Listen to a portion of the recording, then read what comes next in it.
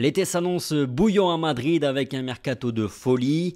Des départs, beaucoup de départs sont déjà confirmés, des arrivées également, certaines déjà confirmées, et puis beaucoup de rumeurs. Harry Kane, Kai Havertz, Alphonso Davies, Rossellou ou encore Chukwueze. On fait le point dans notre revue de presse du jour, c'est la revue de presse de Real France, c'est parti.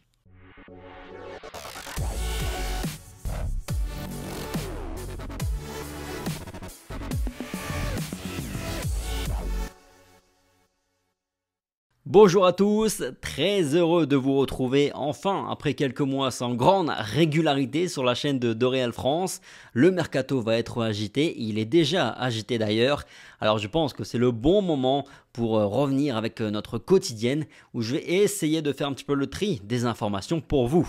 Allez, sans tarder, on commence par découvrir donc les unes aujourd'hui des deux quotidiens madrilènes. Marca AS. Coup d'accélération pour Kane, le Real Madrid prépare une offre de 80 millions d'euros pour l'Anglais qui aurait déjà donné son feu vert au Real Madrid. On apprend aussi que la Juve abandonne la Super League et évidemment on revient sur les adieux de Karim Benzema.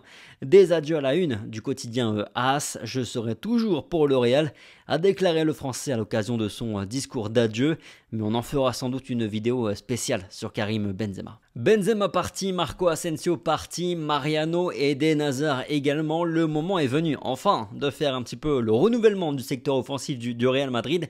Et on a déjà des pistes plus ou moins sérieuses, des pistes sérieuses en tout cas en commençant par celle de Brahim Diaz, ça a été confirmé par le quotidien Marca et par Fabrizio Romano. L'Espagnol revient à Madrid cet été pour jouer sous les ordres de Carlo Ancelotti la saison prochaine. Il a signé un nouveau contrat jusqu'en 2027. Autre recrutement déjà bouclé, ou presque en tout cas, selon ce qui se dit dans la presse espagnole, celui de Rossellou, le joueur passé par le Real Madrid et qui évoluait avec l'Espagnol Barcelone au cours de la saison passée, va débarquer à Madrid a priori sous la forme d'un prêt. Évidemment, c'est trop léger pour remplacer Karim Benzema, mais en tant que doublure, pourquoi pas lui, Brahim Diaz. Évidemment, on ne parle pas de joueurs potentiellement titulaires, mais en sortie de banc, ça peut potentiellement faire le job. Et enfin, c'est officiel, ça vient de tomber juste avant que je tourne la vidéo. Jude Bellingham est un joueur du Real Madrid. Contrat de 6 ans, salaire de 10 à 12 millions d'euros net par saison et transaction de 103 millions d'euros plus des bonus qui pourront atteindre jusqu'à 30% de la somme, c'est-à-dire plus ou moins 30 millions d'euros. C'est le Borussia Dortmund qui a annoncé ces chiffres, donc c'est plutôt fiable. Allez, retour de la question du jour, tiens d'ailleurs. Pensez-vous que Jude Bellingham sera titulaire dès la saison prochaine au Real Madrid? Dites-moi un petit peu dans les commentaires et puis on en reparle demain. Bon, attaquons-nous maintenant au dossier un petit peu plus indécis en commençant par celui de Harry Kane, qui est la priorité absolue pour le Real Madrid pour remplacer Karim Benzema. On en parlait même déjà avant que le Français communique sa décision de quitter le Real Madrid. Alors autant vous dire que maintenant c'est une recrue, une opération indispensable si on veut bien figurer la saison prochaine. Les sources sont assez unanimes sur l'intérêt du Real Madrid, mais on nous dit depuis hier en Espagne, du côté de la Cadena Ser et de Marca, qu'une offre de 80 millions d'euros va être faite très prochainement aux Spurs de Daniel Levy, que l'on sait si compliqué en affaires, en négociation. Mais voilà, on se veut un petit peu plus optimiste côté Madrid pour ce dossier par rapport au précédent avec Luka Modric et Gareth Bale, parce que Harry Kane a déjà donné son feu vert, qu'il ne lui reste qu'une seule année de contrat, qui va avoir 30 ans cet été il me semble. Alors voilà, peut-être que Daniel Levy sera un petit peu plus, l'obstacle Daniel Levy sera un petit peu plus facile à gravir cet été, en sachant que en plus Harry Kane a toujours été très droit avec les Spurs. Autre dossier bouillant, celui de Kai Havertz. Là aussi, de très nombreuses sources s'accordent sur le fait que le Real Madrid est intéressé par le joueur allemand. En Allemagne, Bild nous parle même d'un transfert quasiment bouclé, en Angleterre aussi.